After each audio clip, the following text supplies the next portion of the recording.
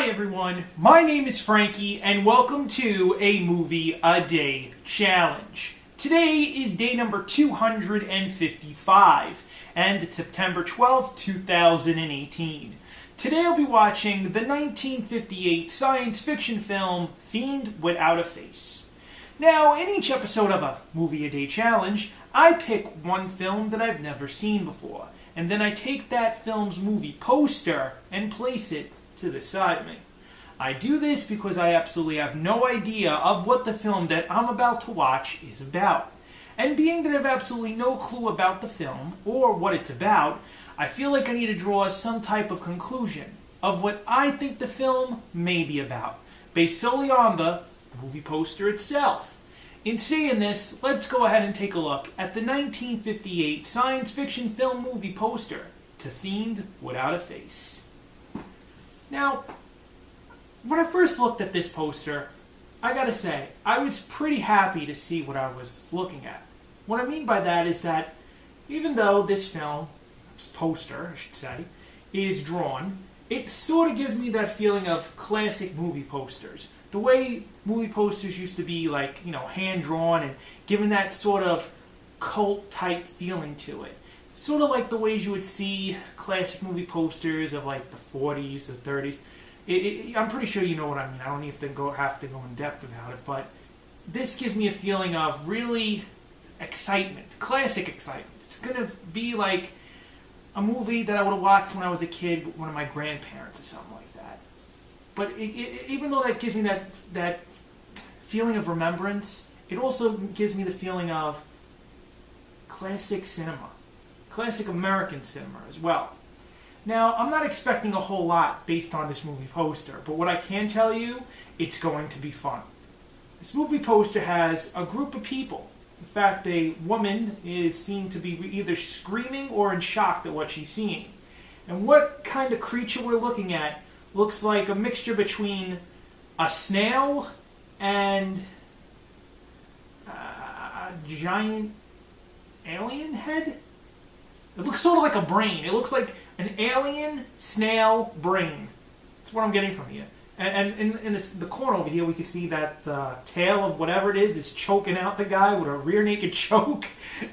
I'm enjoying that, actually. I think that's quite funny. But the expressionisms and the expressions on these people's faces in this drawing and in that drawing down below as well, it gives me a feeling of shock. It gives me the actual presence of a film that I'm interested in going and see. I mean, sometimes these drawings can be a little, misleading, but sometimes they hit them on the head. And I'm really expecting a lot from this movie because it's showing me what I hope to see in the film itself.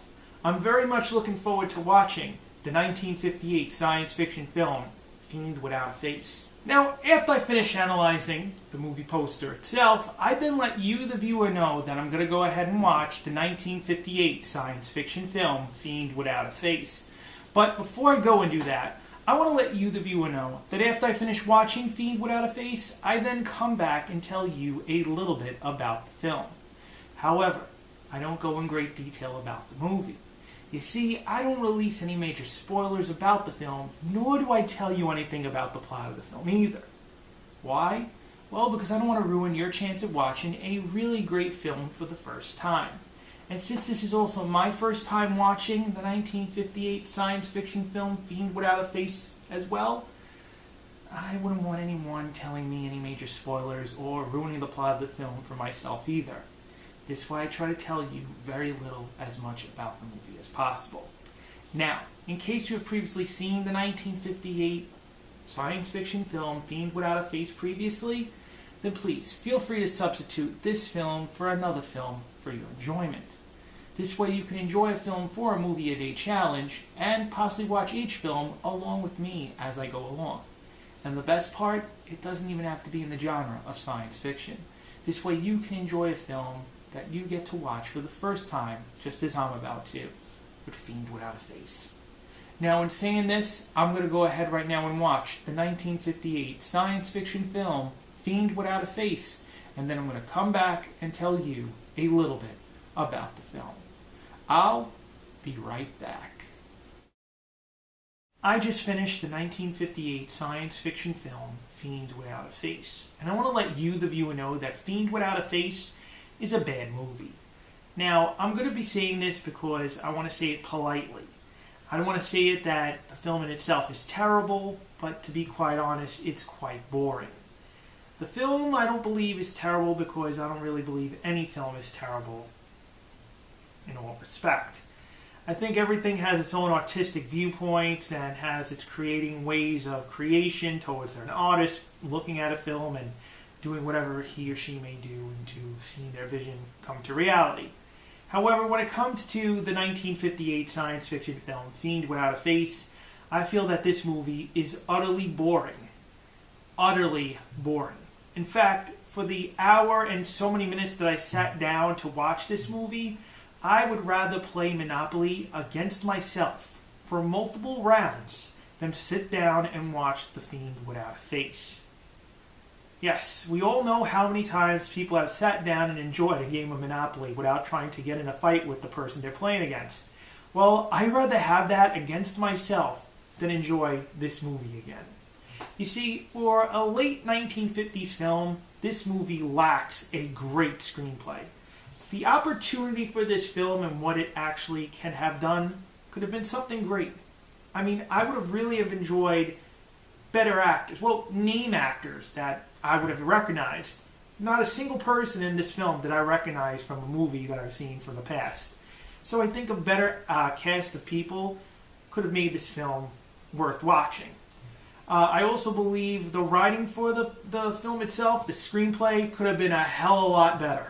Because the origin story of what the hell this thing is could have been written so much better. I mean, if you sit down and you watch how the person explains how everything came about, you're going to go, I'm pretty sure a 6th grader could have wrote something better. Yeah, I'm dumbing it down here. I'm saying that a 6th grader, a person in elementary school, could have come up with a better idea for an origin story than what I got to witness from an actual Hollywood movie.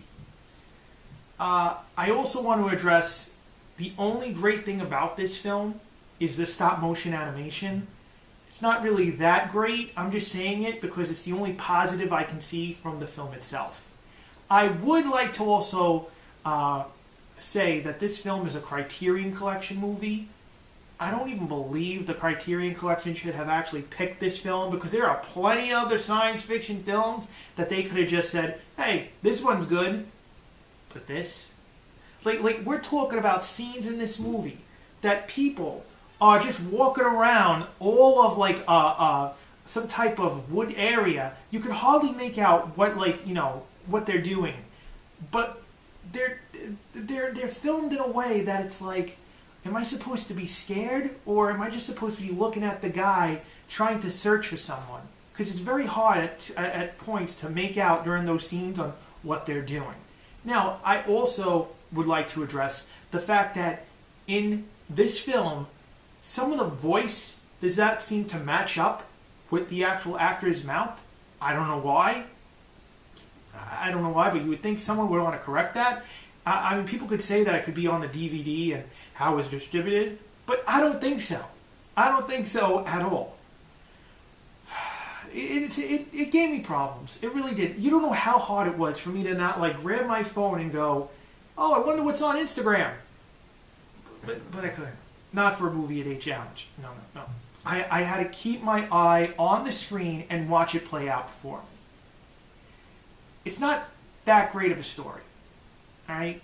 It's quite boring at times. I mean, really boring. It's like you hear someone talk to their grandparents, and you know how you don't even want to be there hearing them talk to their grandparents, and they just go on and on with an old-time story? It's like that at times. It's like, I don't really want to be here type moment. The positive thing for this film, the stop-motion animation for the late 50s. The bad stuff, everything else that I said for this review. I would not recommend Fiend Without A Face to a family member or friend. And I definitely would not watch Fiend Without A Face again. Once is enough for this challenge, let alone for myself. I got to watch it for a movie at a challenge. That's acceptable for me. If you get to watch this film and enjoy it for a movie a day challenge, just watch it. My point of view is only my point of view. Everyone in this world has a different opinion of everyone else. Just enjoy the film for what it is, whether you think it's good or whether you think it's bad. Whatever you choose, just enjoy the film and get entertained. Even though it was bad for my thoughts, I was still entertained because I got to witness something I did not know about beforehand. Now, if you like today's episode, you see that thumbs up underneath this video, click it, give us a like for today's episode. As you're doing that, maybe you've seen the 1958 science fiction film, Fiend Without A Face, and liked it. Maybe you've seen it and you didn't like it.